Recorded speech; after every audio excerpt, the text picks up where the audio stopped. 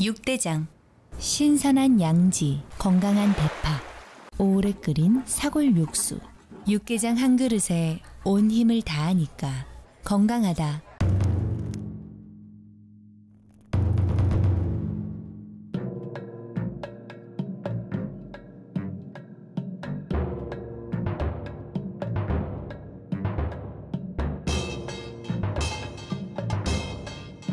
육개장은 육대장. 4월 봄의 화사함과 따뜻함이 늘 깃들기를 바랍니다. 라디오 서울이 함께합니다.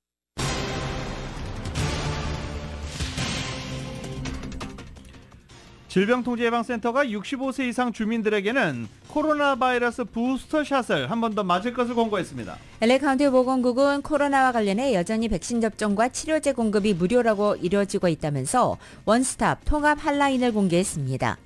코로나 바이러스 팬데믹 기간 동안 증오범죄가 급증한 가운데 한인 노년층 47%가 아시안에 대한 인종차별의 위협을 느껴 외출 자제 등 일상활동을 바꾼 것으로 나타났습니다. LA 한인회가 취업박람회를 개최합니다. 캘리포니아 고용개발국을 비롯해 35개 회사와 기업이 참여합니다. LA 한인축제가 올해 50회째를 맞아 역대 최대 규모로 펼쳐질 예정입니다. 한국의 지자체 중 서울특별시가 최초로 LA 한인축제에 참여하기로 하는 등 준비가 진행 중입니다. 4.19 폭동 31주년을 일주일 앞둔 가운데 한인 정치력 신장을 위해서는 적극적인 투표 참여와 차세대 리더 양성이 필요하다는 지적이 제기됐습니다. 남가주 오늘 한여름 날씨가 될 것으로 예보됐습니다. 갑작스런 더위는 주말까지 이어져 주민들의 건강에 대한 주의가 당부되고 있습니다. 미셸 바스틸 연방하원의원이 윤석열 대통령 방미를 앞두고 한미일 3국 관계에 대한 지지와 또 양국 관계를 지속 강화를 바란다는 서한을 보냈습니다. 윤석열 대통령의 우크라이나에 대한 무기 지원 가능성 언급에 러시아가 보복을 시사하며 위협한 가운데 미국은 한국이 조약 동맹이라는 점을 강조했습니다. 제니 옐런 전무장관이 대중국 관계와 관련해 우리는 미국과 동맹 파트너 국가의 국가 안보 이익을 지키고 인권을 보호하겠다고 말했습니다. 바이든 대통령이 2020년 대선 출마를 선언한 4주년인 오는 25일 영상 메시지를 통해 2024년 대선 출마를 공식화할 예정입니다. 공화당의 유력한 대선 경선 주자 론 드샌티스 플로리다 주지사가 다음 주에 한국을 방문합니다. 경제협력 확대 방안을 모색할 계획입니다. 이웃집에 넘어간 공을 주우러 갔던 아이가 집주인이 쏜 총에 맞아 부상했습니다. 함께 갔던 부모도 큰 부상으로 병원으로 후송됐습니다. 시카고 도심의 최대 1000명에 달하는 흑인 청소년들이 난동을 피울 당시 경찰이 왜 폭력을 저지하지 않았는지 내사에 착수했습니다. 바이든 행정부가 우크라이나를 향한 군사지원 퍼주기를 멈춰야 한다며 공화당 의원 19명이 서한을 송부했습니다. 전기차 업체 테슬라가 1분기 저조한 실적을 내고 또 이번에는 일론 머스크 CEO가 방리담의 전략을 공개적으로 밝혔지만 주가는 급락했습니다. 기시다 후미오 일본 총리가 야스쿠니 신사의 공물을 공납하고 일본 국회의원 87명이 집단 참배했습니다. 윤석열 대통령의 타이완 관련 발언을 두고 중국 외교부장까지 나서 막말에 가까운 비난을 쏟아냈습니다. 양국이 정면 충돌하는 모양새입니다. 더불어민주당의 돈봉투 의혹과 관련해 민주당 지지율이 지난주보다 4%포인트 떨어졌다는 여론조사 결과가 나왔습니다. 이재명 민주당 대표의 최측근 정진상 전 정무조정실장이 구속 5개월 만에 풀려났습니다. 또 다른 측근인 김용 전 민주연구원 부원장도 보석을 신청한 상태로 나란히 불구속 상태로 재판을 받을 것으로 보입니다. LA 클리퍼스가 플레이오프 1라운드 3차전 피닉스 선즈와의 경기에서 124대 129로 패하고 시리즈 전적 1승 2패로 몰리게 됐습니다. LA 다저스가 시카고 컵스와의 경기에서 제임스 아웃맨의 말로 홈런에 힘입어서 6대2로 승리했습니다. 에인저스는 뉴욕 양키스에게 3대9로 패했습니다. 오늘 뉴욕 증시는 하락 출발하고 있습니다. 원달러 환율은 1328.2원으로 마감했습니다. 남가주 오늘 맑겠고 한인타운의 낮 최고 기온이 87도까지 오르겠습니다. 이 시간 주요 뉴스는 하늘 위 호텔 세계 최대 항공기 아시아나항공 A380에서 차별화된 서비스를 만나보십시오. 고국까지 편안하고 안전하게 모시는 아시아나항공 제공입니다. 여러분 안녕하십니까? 김윤정입니다. 안녕하십니까? 유지승입니다. 2023년 4월 21일 금요일 라디오 설모닝 뉴스 2부입니다. 다음 주면 윤석열 대통령이 미국을 국빈 방문합니다.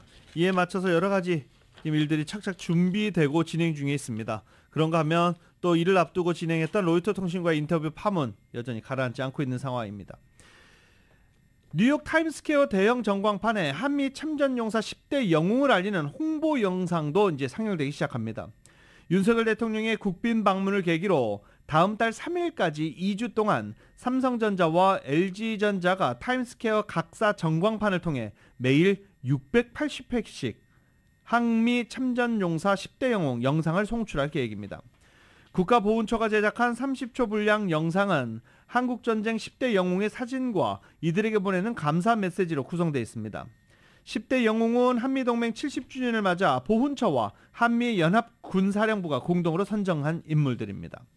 또 영상에는 오늘날 우리가 누리고 있는 자유와 번영, 평화는 먼 곳에서 온 참전용사들의 희생 덕분이라며 한국전 영웅들의 희생과 헌신을 영원히 기억하겠다라는 메시지가 담겨 있습니다. 한국계 미셸 박스틸 연방하원의원이 어제 다음 주 국빈으로 미국을 방문하는 윤석열 대통령에게 한미일 3국 관계에 대한 지지와 함께 양국 관계를 지속 강화해 나가길 바란다고 이 서한을 보냈다며 서한을 공개했습니다.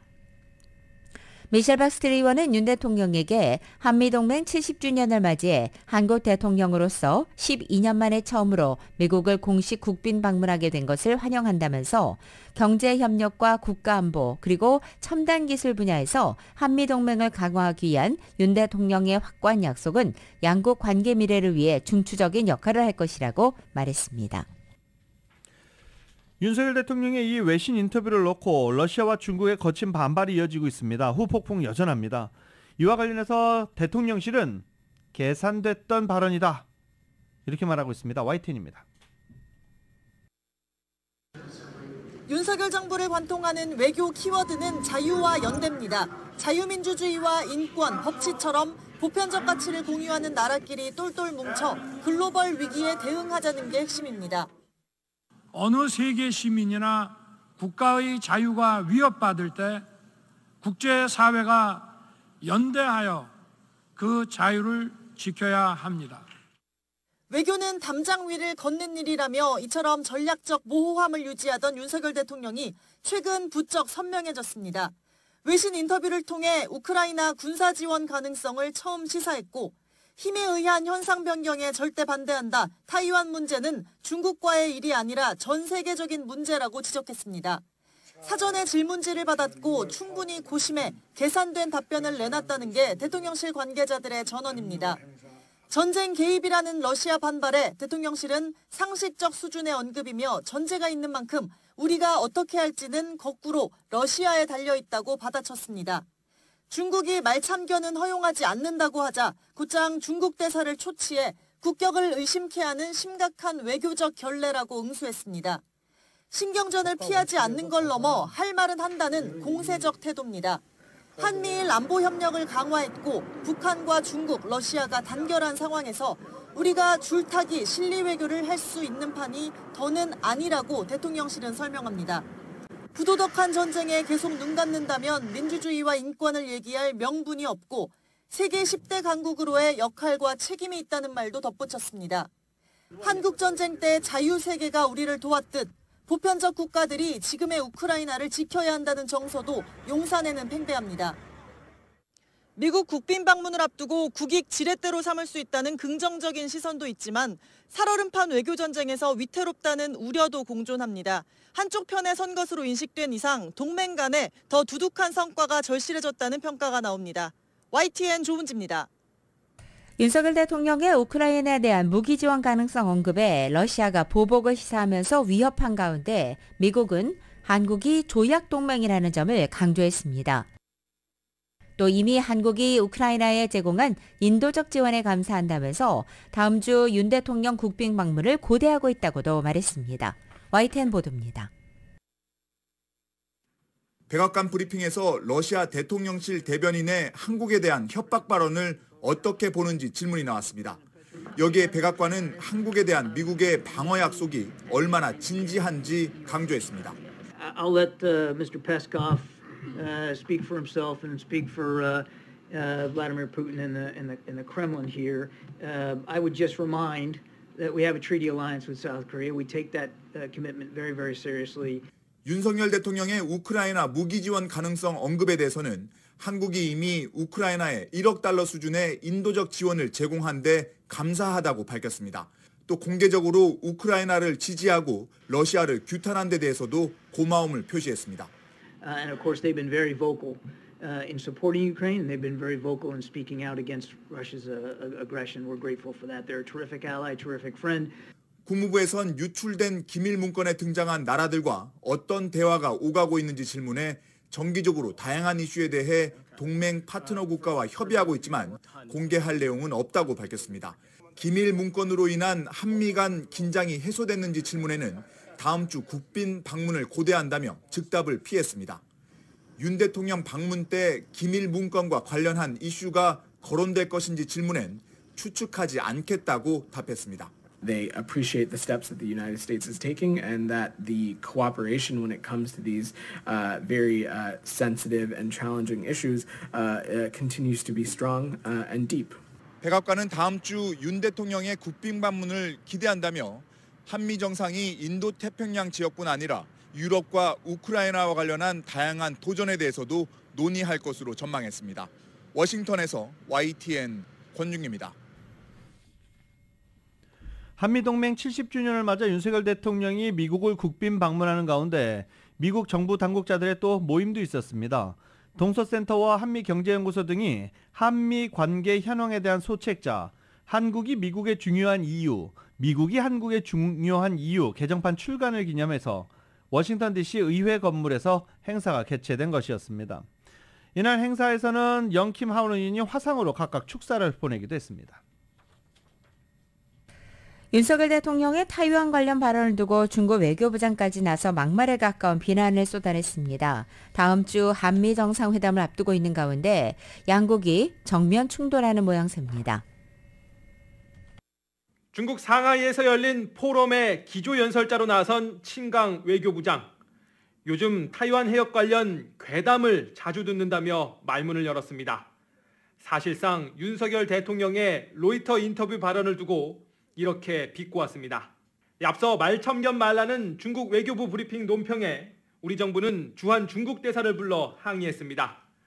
그러자 이튿날 중국 외교부장이 직접 나와서 더 신랄하게 비난한 겁니다. 말참견 발언의 장본인인 중국 외교부 대변인도 굽히지 않았습니다. 한국의 잘못된 발언에 대해 베이징과 서울의 외교 경로로 항의했다고 맞받아쳤습니다. 중국 기자의 질문엔 미국을 겨냥한 작심 발언을 쏟아냈습니다. 관영 매체도 한국은 미국에 아첨하기 위해 중국과의 관계를 희생하지 말라고 거들었습니다. 한미 동맹은 불평등하다며 굴욕 외교, 종속국 같은 막말도 서슴지 않았습니다.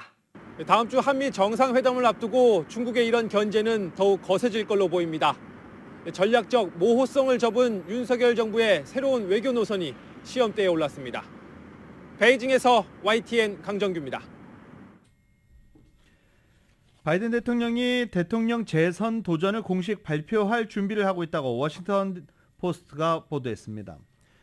대통령과 참모들은 바이든 대통령이 2020년 대선 출마를 선언한 4주년인 오는 25일 영상 메시지를 통해 2024년 대선 출마를 공식화할 계획입니다.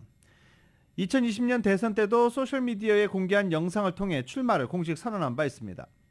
바이든 대통령은 수개월 전부터 출마를 시사하면서도 공식 출마 선언을 보류해 왔었습니다.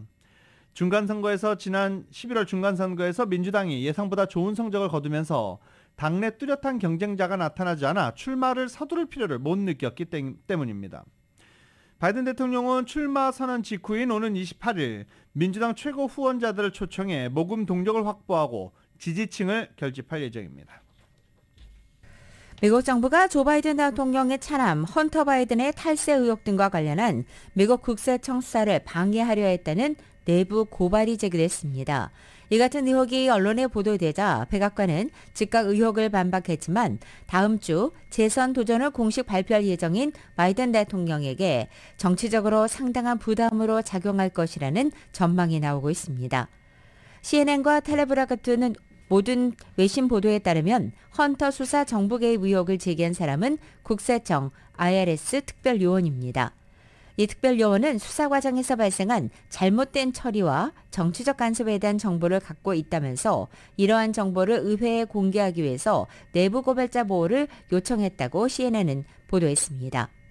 IRS 특별요원의 변호사는 연방상하원 공화민주 양당 지도부에 보낸 서한을 통해서 심각한 보복 위험에도 의뢰인이 의회의 헌법상 감독 기능을 수행하는 데 필요한 정보를 제공하겠다고 제안했다면서 양당 관련 위원회에 초당파적인 방식으로 정보를 공개하길 원한다라고 밝혔습니다. IRS 특별요원은 또한 바이든 행정부의 고위 임명자가 의회에서 선서한 증언과 모순되는 정보도 가지고 있다고 주장한 것으로 전해졌습니다. 한편 헌터 바이든은 바이든 대통령에게는 아픈 손가락입니다. 2014년 코케인 양성 반응으로 해군 예비군에서 불명예에 전역하는 등 잇따라 구설해 오면서 바이든 대통령을 난처하게 했습니다. 헌터 바이든은 2018년부터 탈세 혐의 등으로 수사를 받아왔고 기소되지는 않았습니다. 수사는 트럼프 전 대통령 재임 기간에 임명된 데이비드 웨이스 델라웨어주 연방검사장이 이끌고 있습니다.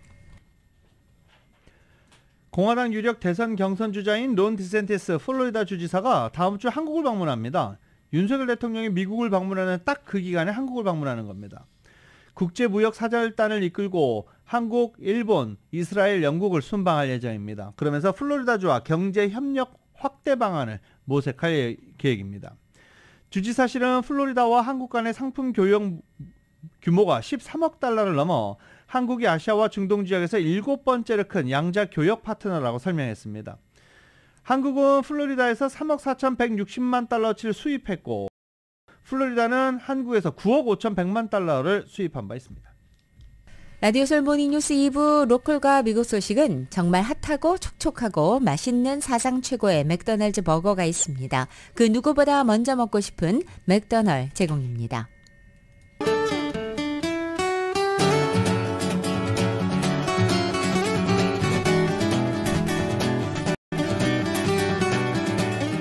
(4월 21일) 금요일 남가주의 날씨입니다. 오늘 남가주 지역의 낮 기온이 매우 뜨겁게 오르겠습니다. 남가주 대부분 지역 낮 최고 기온 90도에 육박하고 밸리와 일랜드는 90도를 넘어서겠습니다. 토요일인 내일은 낮 기온 6, 7도가량 내려앉기 시작하고 일요일에도 4도, 4, 5도가량 떨어져서 다음 주 중에는 평년 기온을 보이겠습니다. LA 한인타운 오늘 낮 최고 기온 87도, 밤 최저 기온 59도, 오렌지 카운티 지역은 90도, 59도, 밸리와 일랜드 엠파이어 지역은 93도, 60도, 해안 지역은 75도, 58도 예상됩니다. 한국은 오늘 전국이 흐리겠고 서울의 오늘 아침 최저 기온이 47도, 낮 최고 기온은 70도 예상됩니다.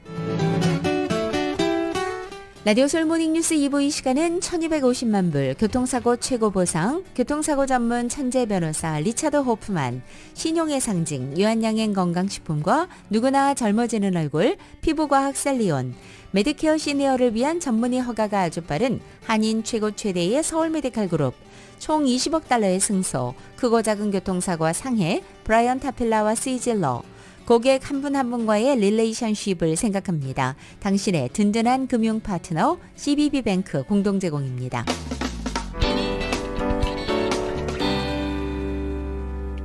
라디오솔 모닝뉴스 함께하고 계십니다. 어디 이동하실 때 택시 그리고 요새 우버나 리프트 많이들 이용하시죠. LA 메트로가 단거리 이동 주민들을 위한 승차 공유 서비스를 합니다. 메트로 마이크로라는 건데요. 1달러입니다. 그런데 거의 모르시죠. 그래서 이 LA 메트로 측이 대대적인 홍보에 다시 나섰습니다. 놀스홀리우드, 버뱅크, 글렌데일 이 한인 밀집 지역을 포함해서 LA 카운티 일부 지역에서 매일 새벽부터 밤까지 운행되는 마이크로 단 1달러입니다. LA 카운티 메트로폴리탄 교통국이 승차 공유 서비스 메트로 마이크로를 지금 제공 중인데 기존 교통 시스템에 통합되도록 설계된 메트로 마이크로는 버스가 운행하기 어려운 지역까지 교통 서비스를 제공하기 위해서 만들어진 것입니다. 소형 밴이 사용되고요. 운전자는 지정된 주소에서 승객을 탑승시킵니다. 그리고 목적지까지 완전한 이동 가능합니다. 주민들은 모바일 앱, 웹사이트, 메트로 콜센터를 이용해서 실시간으로 서비스를 신청할 수 있습니다. 요금은 탭카드, 탭 계정 또는 직불, 신용카드, 선불카드 다양한 방법을 이용해서 지불할 수 있습니다. 메트로 마이크로 이용 가능 지역에는 노스얼리, 버뱅크, 글렌데일 포함되어 있는데요. 웹사이트에 들어가서 micro.metro.net 웹사이트에 들어가서 자세한 운항 일지 같은 거 확인해 보실 수 있습니다. LA 메트로폴리탄 교통국이 내일 토요일 지구의 날을 맞아서 대중교통 무료 탑승을 제공합니다. 내일 하루 동안 메트로버스와 전철, 바이크, 마이크로와 에로우를 포함한 모든 대중교통이 무제한 무료입니다. 무료 승차를 원하는 고객은 메트로링크역 발권기에 얼스데이 2023을 입력하면 무료 탑승권을 받을 수 있습니다. 기존의 코로나 바이러스 오미크론 하위 변이보다 전염성이 강한 새로운 오미크론 하위 변이가 새롭게 확산하고 있다고 WHO가 밝히고 긴장하기 시작했습니다. 이 변이에 감염되면 특히 이전 변이에선 보기 어려웠던 핑크아이, 눈병 증상이 나타난다라고 알려지고 있습니다. 오미크론 하위 변이는 지금까지 미국과 인도, 중국, 호주, 홍콩 등 29개국에서 발견됐습니다. 이 변이가 급속히 확산 중인 인도에서는 하루 확진자가 100명대에서 최근 10,000명대로 100배가 급증한 것으로 전해지고 있습니다. 이 변이 감염자들에게서는 결막염이나 안구 충혈, 눈 가려움 증상이 발견되고 있고 어린이 청소년들에서 이런 증상이 두드러지게 나타난다라고 알려지고 있습니다. 이런 가운데 질병통제예방센터 CDC가 65세 이상 고령자들에게는 면역 약화자들과 함께 코로나 바이러스 부스터샷을 한 번 더 맞을 것을 권장했습니다. 코로나 바이러스 원형 바이러스와 전파력이 강한 오미크론 변이 바이러스를 다 같이 예방하는 2가 백신인데 이 2가 백신을 다시 한 번 더 맞을 것을 권장했습니다. 질병통제예방센터는 아직 수백만 명의 미국인이 코로나 바이러스 위험에 여전히 노출돼 있다라며 이 백신 접종을 권고했습니다. LA 카운티 공공보건국 바바라 페레어 국장이 어제 코로나 팬데믹 이후 첫 대면 기자회견을 가졌습니다. LA 카운티의 코로나 관련 원스톱 통합 핫라인 문의 번호를 공개한 것입니다. 페레어 국장은 현재 LA 카운티에서는 코로나 검사를 비롯해 백신 접종과 치료제 공급이 여전히 무료로 이루어지고 있다면서 관련 문의는 전화 833-540-0473, 833-540-0473번으로 할 수 있다고 핫라인을 밝혔습니다. 이 다우니 지역 거리로 하수가 넘치고 LA 강으로 대규모 오수가 유출돼 비상에 걸렸습니다. LA 카운티 위생국에 따르면 다우니 지역에서 작업을 벌이던 팀의 한 기계 장비가 오작동해서 하수가 일시적으로 막히게 된 것입니다. 이로 인해서 어제 다우니 지역 번스와 라이브스 애비뉴가 하수로 넘쳐난 것입니다. 일단 하수 유출은 막아냈습니다. 하지만 위생국은 각 지역 보건국에 이번 사태에 대해 통보한 상황으로 만일의 사태에 대비해 일부 해변들 이번 주말까지 폐쇄된다라고 전했습니다. 이와 관련해서 롱비치시는 모든 해변의 수영을 금지한다며 바닷물 접촉하지 말 것을 당부하고 있습니다. 4.19 폭동 31주기가 다음 주로 다가왔습니다. 그동안 한인 정치력이 많이 신장됐지만 보다 적극적인 투표에 참여하고 차세대 리더 양성이 당면한 과제라는 지적이 나왔습니다. 이은 기자가 전해드립니다. 한해 아픔의 역사인 4.29 폭동이 올 들어 31주기를 맞는 가운데 한인 사회는 폭동 당시와 비교해 많은 정치력 신장을 이뤄냈습니다. 4.29 폭동 당시 한인 사회의 어려움이나 의견이 정부 기관에 닿지 않아 정치력 신장의 필요성을 뼈저리게 느꼈던 한인 커뮤니티. 폭동 당시와 비교해 가장 큰 차이점은 한인 사회를 대표하는 한인 정치 지도자들이 많이 배출되었다는 사실입니다. 현재는 연방하원, 가주의회, 시정부 차원으로 한인들이 정계 곳곳에 진출해 한인 커뮤니티의 목소리를 대변해주고 있습니다. 한미연합회의 유니스 송 대표입니다.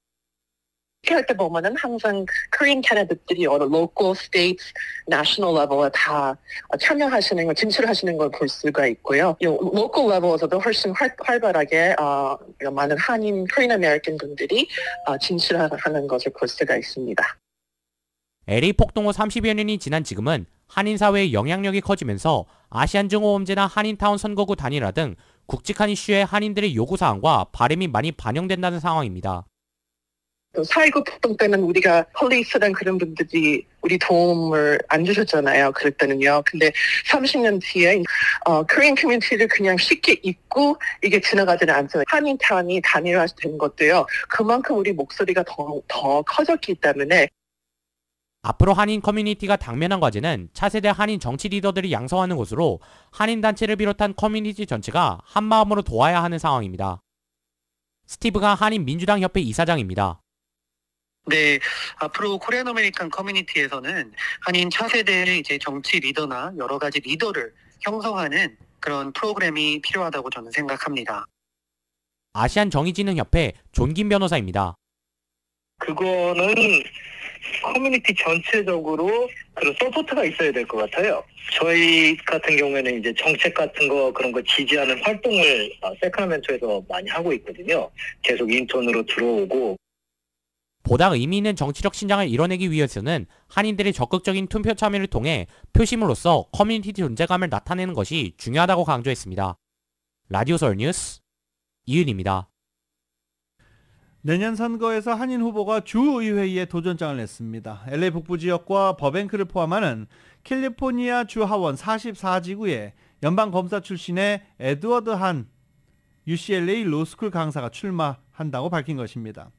한 씨는 최근 44지구 후보로 등록하고 웹사이트를 개설해 업데이트하는 등 선거 활동 준비에 나섰습니다. 펜실베니아 대학과 뉴욕대 로스쿨을 졸업한 뒤에 연방검사, 공군 법무사관을 거쳐 현재 UCLA 로스쿨 강사로 법문서 작성과 재판 시뮬레이션을 가르치고 있습니다. 또 한인변호사협회, 미주한인위원회, 한미동포재단, 한인 차세대 리더 모임 네켈 등에서도 활동해온 인물입니다.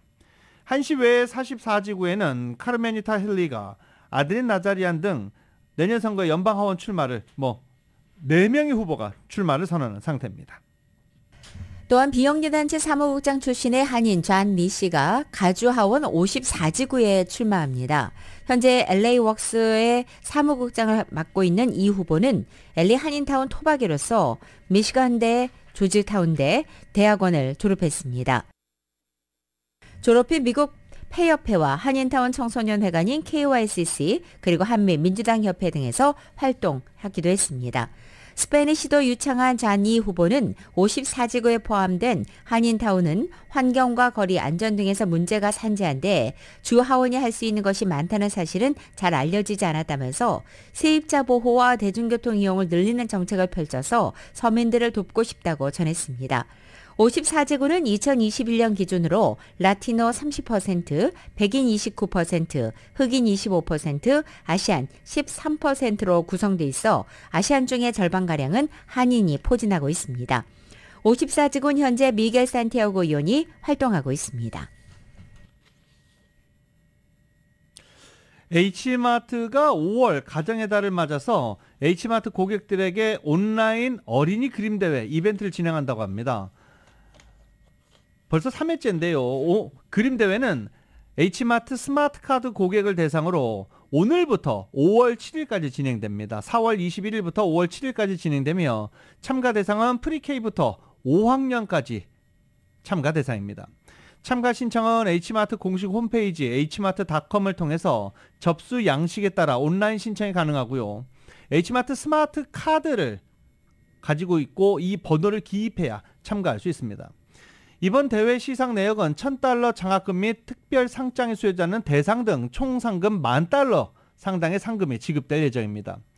우승자 발표는 2023년 6월 26일 월요일에 H마트 공식 홈페이지에서 게재될 예정입니다. 홈페이지 그리고 또 공식 인스타그램에도 수상자들이 게재될 예정입니다. H마트는 이번 온라인 그림 대회를 통해서 아이들의 창의적인 생각을 자유롭게 펼치고 미적 감각을 마음껏 뽐낼 수 있는 기회의 장이 되길 바란다라고 전했습니다. 관련 문의는 H마트 고객 서비스 센터 전화 877-427-7386 877-427-7386번으로 하면 됩니다. 오는 25일에 LA 한인회에서 취업 박람회를 개최합니다. 타운 소식 김지훈 기자가 전해드립니다. 오는 25일 LA 한인회가 취업 박람회를 개최합니다. LA 한인회, KYCC, 페이스가 공동으로 주최하는 이번 행사는 오는 25일 오전 10시에서 오후 2시까지 LA 한인회관에서 개최됩니다. 아직 팬데믹의 경제적 여파가 크고 많은 한인들이 구직에 어려움을 겪고 있는 가운데 이번 행사는 한인들의 취업에 도움을 줄 수 있는 자리가 될 것으로 기대됩니다.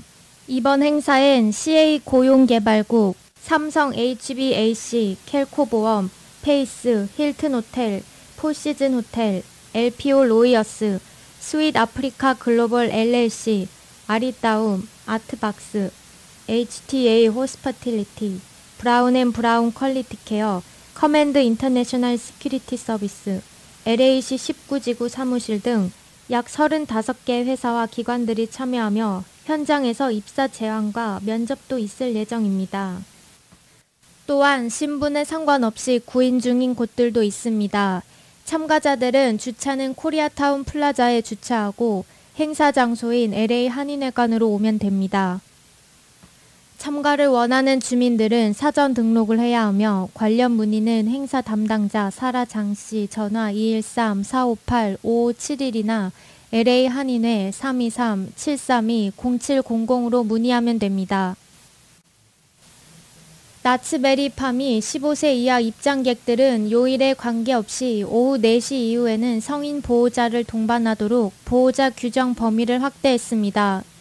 나츠베리팜은 지난해 여름 17세 이하 입장객들은 요일에 관계없이 21세 이상의 보호자를 동반하도록 했는데 오는 22일부터는 15세 이하 입장객들은 요일에 관계없이 매일 오후 4시 이후에는 성인 보호자를 동반하도록 규정을 확대했습니다. 보호자는 팍 입장 시 신분증명서를 제출해야 하고 보호자 1명당 15세 이하 입장객 10명까지 동반할 수 있고 보호자 동반 없이 입장한 15세 이하의 입장객은 놀이공원에서 퇴출당할 수 있습니다. 업데이트된 규정은 모든 시즌 패스, 티켓 소지자에게 적용됩니다. 라디오 서울 뉴스 김지윤입니다. 아이들이 공놀이 하다 보면 옆집으로 공이 많이 넘어가죠. 아저씨 공 좀 주워주세요. 뭐 이런 얘기 많이들 합니다. 그럼 공 주워주기도 하고 아저씨 공 좀 주워주세요 라고 했는데 아저씨가 없으면 들어가서 공을 또 갖고 오기도 하죠. 근데 이제 그런 세상은 아닙니다. 공이 넘어가서 공을 주스러 갔던 아이가 집주인이 쏜 총에 맞았습니다. YTN입니다. 6살 소녀의 왼쪽 볼이 혈흔과 함께 부어 있습니다. 이웃집 마당에 굴러간 공을 가지러 갔다가 24살 집주인이 쏜 총탄이 스친 겁니다. 천만다행으로 찰과상에 그쳤지만 아이 부모는 무차별 총격에 크게 다쳤습니다. 경찰은 총격 후 도주한 청년을 붙잡아 살인미수 혐의로 조사하고 있습니다. 이런 일은 미국에서 일주일 새 벌써 4번째입니다. 친구 집을 찾다 다른 집 앞에 우연히 들어간 20대 여성은 집주인의 총에 숨졌습니다. This is a very sad case.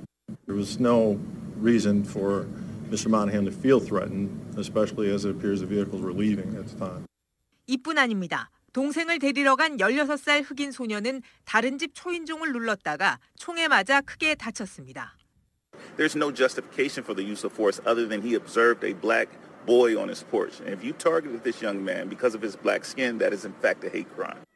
흉흉해진 사회 분위기는 최근 학교 등 공공장소에서 이어진 총기 난사 사건과 무관하지 않아 보입니다. 자기 안전은 스스로 지켜야 한다는 사회적 불안감이 총기를 앞세운 과잉 대응으로 이어지고 있는 겁니다. 이런 상황 속에 사법당국은 지난 주말 생일 파티 총기 난사 사건의 10대 용의자 2명을 엄정히 처벌한다는 방침입니다. I will tell you that even though these are 16 and 17-year-olds, we will be charging them as adults in this.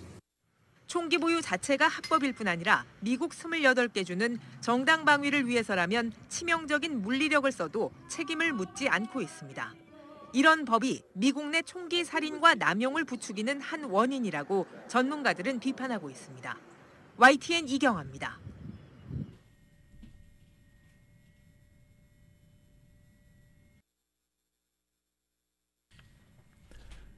뉴욕시 맨하튼 지방검찰청도 한 명의 목숨을 앗아간 주차장 붕괴 사고에 대해 조사에 착수했습니다. 맨하탄 남쪽의 4층짜리 주차장 건물 일부 붕괴로 관리인 1명이 숨지고 직원 5명이 다쳤기 때문입니다. 예비 조사를 통해 맨 위층에 주차된 차량이 과도하게 많아 그 무게로 붕괴가 시작됐을 가능성을 제기한 바 있습니다. 또 완공 98년이 지난 오래된 건물 연식도 사고 원인 중 하나로 꼽히고 있습니다. 현재 조사가 진행 중입니다. 시카고 도심에 최대 1,000명에 달하는 흑인 청소년들이 몰려나와 난동을 피울 당시 경찰이 왜 폭력을 저지하지 않은 채 속수무책으로 지켜만 보고 있었는지 의문이 제기되고 있는 가운데 경찰이 내사에 착수했습니다. 이번 조사는 사건 발생 당일 시카고 도심공원 밀레니엄 파크 인근의 한 빌딩 앞에서 흑인 청소년 무리가 20대 백인 여성을 잔인하게 폭행하는 장면을 담은 동영상이 확산되면서 공분을 사고 경찰이 폭력 현장을 보고도 그냥 지나쳤다는 주장이 제기된 데 따른 조치입니다. 이번 사건은 흑인 청소년들이 소셜미디어를 통해 계획한 틴 테이크오버 오브 더 시티라는 이벤트가 촉발한 대혼란 와중에 벌어졌습니다. 이들은 떼지어 몰려다니며 기물을 훼손하고 불을 지르고 또 패로 갈려서 싸우다가 총을 쐈으며 운행 중인 차량 위에 올라가 춤을 추거나 차창을 깨고 운전자와 탑승객들을 공격하기도 했습니다. 이번 사태는 전국적으로 관심을 모았고 특히 지역 매체가 소셜미디어에서 확산하던 이 크누슨 집단 폭행 등의 영상을 웹사이트에 전격적으로 공개하면서 큰 파문을 불러일으켰습니다. 라디오솔 모닝뉴스 함께하고 계십니다. 라디오솔 모닝뉴스 함께하고 계십니다. 의미 있는 리포트를 2개 연달아 보도해드릴 텐데요. 일단 일본으로 가보겠습니다. 기시다 후미오 총리가 2차 세계대전 전범이 합사된 야스쿠니 신사의 공물을 공납하고 일본 국회의원 87명 집단으로 참배했습니다. 식민 지배의 역대 내각의 역사인식을 공유한다는 일본 정부의 공식 입장이 무색해지는 가운데 한국 정부 유감과 실망을 표명하기도 했습니다. 우린 이렇게 잘하는데 니네 너무하는 거 아니냐? 유감과 실망을 표명했는데 꼼짝도 하지 않죠. YTN입니다. 기시다 총리가 야스쿠니 신사의 봄 대제사를 맞아 복납한 마사카키라는 곡물입니다. 일종의 제사용 나무인데 기시다 총리는 2021년 취임 이후 매년 2차 세계대전 전범이 합사된 야스쿠니 신사에 곡물을 보내왔습니다. 다만 올해도 직접 참배는 하지 않았습니다. 일본 정부는 기시다 총리가 어디까지나 개인 자격으로 공납하는 것이라고 선을 그었습니다. 기시다 내각 강요 가운데서는 다카이치 사나의 경제안보 담당상이 야스쿠니 신사를 참배했습니다. 이와 함께 야스쿠니 신사를 참배하는 국회의원 모임 소속 의원 87명도 단체 참배를 강행했습니다. 이 같은 행태는 식민지 지배에 대한 역대 내각의 역사인식을 계승한다던 일본 정부의 공식 입장과도 배치됩니다. 우리 정부는 외교부 대변인 논평을 통해 깊은 실망과 유감을 표한다고 밝혔습니다.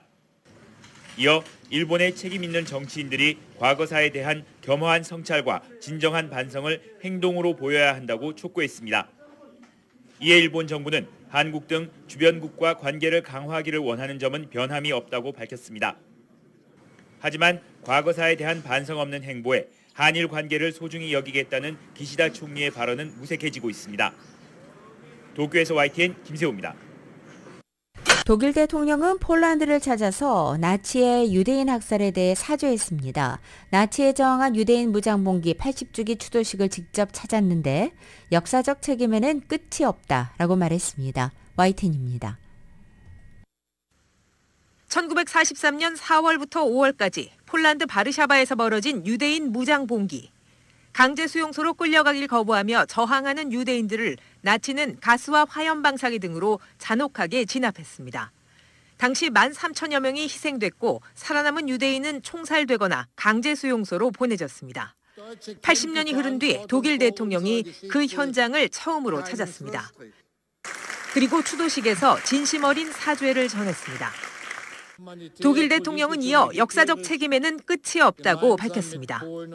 폴란드와 이스라엘 정상도 독일 대통령의 연설을 함께 지켜봤습니다. 피해국과 가해국 정상들은 나란히 무릎을 꿇고 희생자 기념비에 헌화했습니다. 그 뒤 세 사람이 서로 손을 맞잡자 기념식장에서는 박수가 터져 나왔습니다.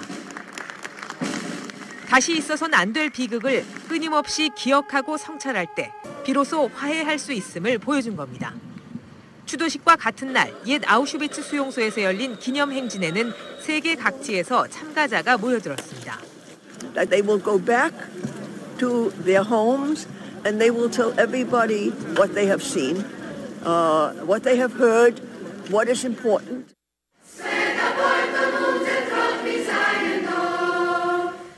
80년이 지났지만 역사는 잊혀지는 것이 아니라 더 나은 미래를 향해 이어지고 있습니다. YTN 이경아입니다. 잠시 인플레이션 감축법 관련 소식 전해드릴 텐데요. 인플레이션 감축법 혜택을 받는 자동차가 공개가 됐었죠. 전부 다 미국에서 생산되는 미국산 자동차였습니다. 그런데 폭스바겐이 미국 정부로부터 세금 혜택을 받는 최초의 해외 자동차 브랜드가 됐습니다.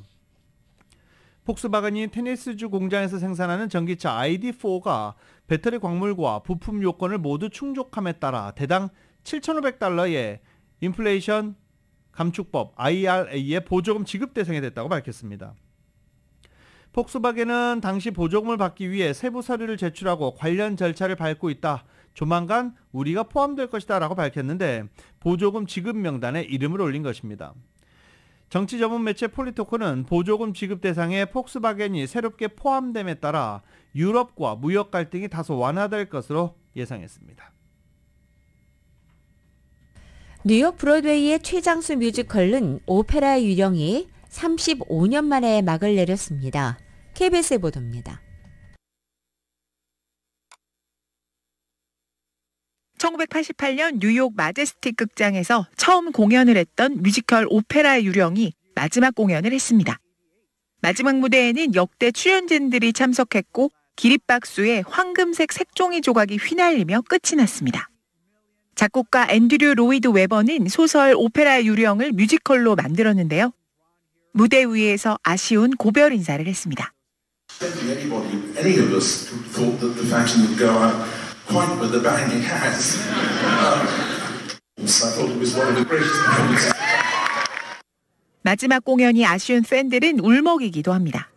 I was introduced to this musical when I was 7. Fell in love with it. I now hold my bachelor's in music. It is quite sad, honestly. 코로나 영향으로 적자가 지속되자 지난해 오페라의 유령 측은 폐막을 알렸습니다.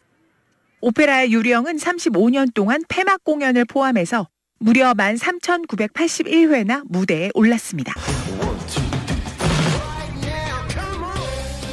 라디오솔 모닝뉴스 스포츠 소식입니다. 스포츠 소식은 전문가가 추천하는 이민법과 가정법 전문 제인정 종합법률사무소 제공입니다. 어제 플레이오프 NBA 플레이오프 1라운드 3차전 LA 클리퍼스와 피닉스 선즈 간의 경기는 피닉스 선즈가 129대 124로 승리하고 2승 1패로 앞서 나가기 시작했습니다. 클리퍼스 어제 경기 시작하기 전에 깜짝 발표가 있었죠. 카와이 레너드가 무릎 부상으로 출전하지 못한다. 그렇게 되면서 어제 LA 클리퍼스는 노먼 파월이 42득점, 러셀 웨스트브룩이 30점, 본스 아일랜드가 20득점을 올리면서 선전했습니다. 하지만 피닉스 선즈에게 패했습니다. 피닉스 선즈는 데빈 부커가 무려 45득점이나 넣으면서 클리퍼스를 꺾는 데 일조했습니다. 케빈 듀란트가 28득점을 올렸습니다. 자, 이후 4차전을 펼쳐야 될 텐데 4차전에는 과연 카와이 레너드가 복귀할 수 있을지 지금 관심이 쏠리고 있습니다. 지금 LA 클리퍼스에는 카와이 레너드가 어제 부상으로 빠졌죠. 폴 조지가 언제 복귀할지 모르는 그런 상황이기도 합니다. 한편 4차전 경기는 LA 클리퍼스 피닉스와 토요일 날 경기합니다. 토요일 오후 12시 30분에 경기를 합니다. 그리고 토요일 오후 7시에는 LA 레이커스와 멤피스 간의 3차전 경기가 펼쳐집니다. 유로파리그 최다 우승팀인 세비야가 맨유 선수들의 이딴 실수에 힘입어 4강에 올랐습니다. 흑신 나달은 부상이 길어져 다음 달 프랑스 오픈 출전도 불투명해졌습니다. YTN입니다. 1차전 원정 무승부에 고무된 듯 많은 관중이 들어찬 세비야 홈구장. 세비야가 1차전 연속골의 주인공 맨유 자비처를 거센 태클로 몰아붙입니다. 세비야의 기세에 위축된 맨유는 치명적인 플레이로 선제골을 얻어맞았습니다. 수비수 맥과이어가 골키퍼 데헤아에게 백패스를 했지만 다시 건넨 공을 상대 압박에 제대로 처리하지 못했고 이 공을 네스리가 곧바로 골로 연결했습니다. Give Sevilla the advantage. It's good pressing and I tell you all out to Wan-Bissaka. 무리한 빌드업 패스를 시도한 데헤아의 판단 미스와 함께 허술한 맥과이의 패스가 어우러진 결과였습니다. 맥과이로선 1차전 뼈아픈 헤딩 자책골의 악몽이 다시 떠오르는 순간이었습니다. 두 골차로 끌려가던 후반 37분 이번에는 데헤아가 손슛골을 헌납했습니다. 페널티 지역을 벗어나 볼 처리를 하려다 빗맞았고 또 한 번 네스리가 텅 빈 골대를 공략했습니다. 결국 합계 5대2 패배로 8강 탈락. 맨유는 최근 6시즌 연속 스페인 구단에 밀려 유럽 클럽 대항전을 마무리하며 징크스를 깨지 못했습니다. 클레이 코트의 제왕 라파엘 나달의 고관절 부상이 길어지고 있습니다. 메이저 역대 최다 우승에 빛나는 나달은 다음 주 마드리드 오픈 결장을 발표하며 복귀 시점을 알 수가 없다고 굳은 표정을 지었습니다. 나달은 올 초 호주 오픈 초반 탈락 이후 경기를 뛰지 못하고 있는데 BBC는 다음 달 프랑스 오픈 출장도 불투명하다고 우려했습니다. YTN 서봉국입니다. LA 다저스가 어제 시카고 컵스와의 원정 경기에서 6대2로 승리를 거뒀습니다. 다저스 어제 6점 뽑아낸 것 모두 다 홈런이었습니다. 2회 초 맥시먼스의 솔로 홈런으로 1점을 뽑았고, 그리고 3회 초 제임스 아웃맨이 또 솔로 홈런을 터뜨리면서 두 번째 득점을 올렸습니다. 그리고 2대2로 팽팽히 맞선 9회 1사 만루 찬스에서 다시 한번 제임스 아웃맨이 만루 홈런을 터뜨리면서 6대2로 승리를 거뒀습니다. 어제 다저스를 상대로 시카고 컵스의 코디 벨린저가 솔로 홈런을 터뜨리기도 했었습니다. 아웃맨 지금 올 시즌 굉장히 주목해서 지켜봐야 된다라고 저희가 계속 밀고 있는 선수입니다. LA 다저스의 제임스 아웃맨 지켜보시기 바랍니다.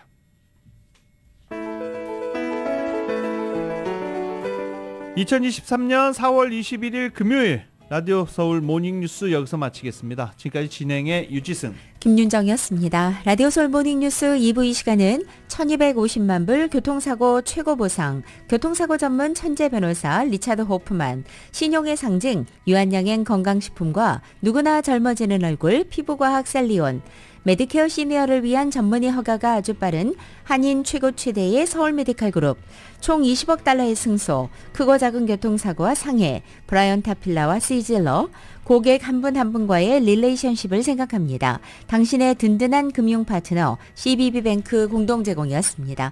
잠시 후 9시에는 강혜신의 오늘의 미국이 방송됩니다. 함께해 주신 여러분 고맙습니다.